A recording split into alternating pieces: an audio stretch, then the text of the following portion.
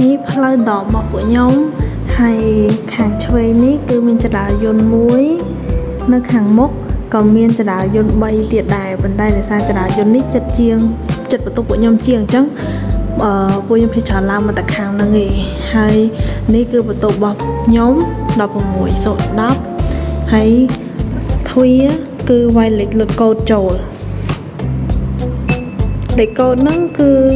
គ្រូគាត់ឲ្យ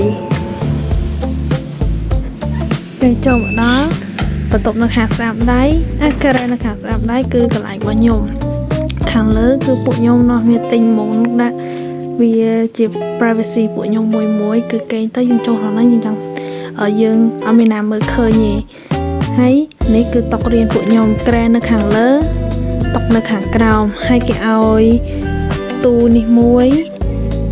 ហើយនឹងទូដាក់កៅមួយអញ្ចឹងរបស់ផ្សេងគឺយើងទិញខ្លួនឯងទាំងអស់ហើយនេះគឺបានធ្នើ3ហ្នឹងអញ្ចឹងយើងអាចដាក់សភៅដាក់អីរបស់របរយើងរៀបចំតាមដែលយើងចង់បានហ្នឹងហើយក៏ក្រែពួកខ្ញុំនៅឆ្វេងស្ដាំដំបូងនេះគឺមាន space កន្លែងហ្នឹងបន្តិចអញ្ចឹងពួកខ្ញុំអាចដាក់វ៉ាលីហើយអានេះគឺខ្ញុំថែមកន្លែងព្យួរកៅអៅand ក្រៅហ្នឹងគឺ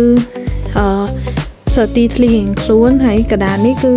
ឡើងទៅក្រែខ្ញុំនិងទៅ roommate ខ្ញុំអញ្ចឹងក្រែកដាហ្នឹងគឺយើងដើររួមគ្នាហើយខាងខំនេះយើងអាចដាក់អីវ៉ាន់បានតិចតួចដែរ and here ទៅខាងក្រៅ balcony ប៉ុន្តែកន្លែងហ្នឹងដំបូងគឺថ្លៃ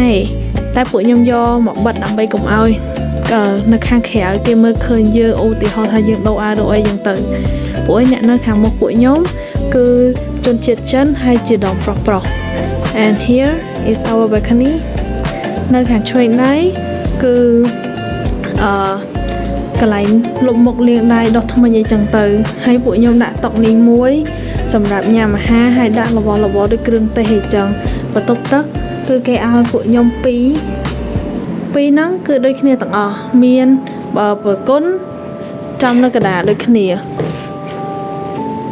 here ហើយបន្ទប់ទឹកនៅនេះគឺគេអត់មានលូទេគេយកប្រគុណហ្នឹងធ្វើជាលូហ្មងអញ្ចឹងពួកខ្ញុំដាក់របស់ងុយទឹកអីនៅហ្នឹង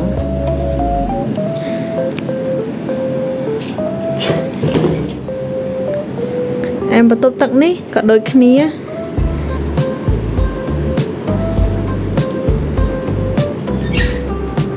ហើយហាកៅអៅគឺយើងអាចហានៅខាងលើនេះបានខាងលើហ្នឹងគេមានបាក់អីពីរឡៃនេះមួយនិងឡៃនេះមួយអញ្ចឹងយើងអាចដាក់បានយើងយកដងនេះយកឡើងទៅដាក់ and here ដមនៅខាងមុខនេះគឺជាដមរបស់ជនជាតិចិនហើយគឺដមរបស់ប្រុសរបស់ស្រីក៏នៅក្នុងសាលា and here is our view នេះគឺសាលារបស់ពួកខ្ញុំនៅខាងនេះពួកខ្ញុំគឺនៅក្រៅសាលានៅទល់មុខសាលាហើយនោះទ្វារខ្លោងចូលរបស់សាលាអញ្ចឹងពួកខ្ញុំអាចមើល view ទៅឃើញសាលាបានប៉ុណ្ណឹងហើយនៅខាងនេះគឺគេអត់មានតអភិវឌ្ឍអីទេអាគារគឺគេនៅសាងសង់ហ្នឹងហើយក៏គេអត់ទាន់មានផ្លូវទៅណាផ្សេងដែរគឺមានតែប៉ុណ្្នឹងឯងចឹងដល់ខ្ញុំគឺមានតែប៉ុណ្្នឹងទេពួកអីគឺអត់មានអីធំណាទេគ្រាន់តែថាសម្រាប់ដល់ពួកខ្ញុំនៅ4នាក់គឺវាមកសំលំមអាចនៅហើយគឺស្អាតអញ្ចឹងការថ្លៃចាយវាគឺសម្រាប់ពួកខ្ញុំគឺពួកខ្ញុំបាននៅបន្ទប់នៅ free ប៉ុន្តែពួកខ្ញុំត្រូវបង់ថ្លៃទឹកថ្លៃភ្លើងទឹកក្តៅទឹកត្រជាក់ហើយនឹងភ្លើងគឺយើងបង់ផ្សេងគ្នាអញ្ចឹងយើងអាច scan អានេះបានដើម្បី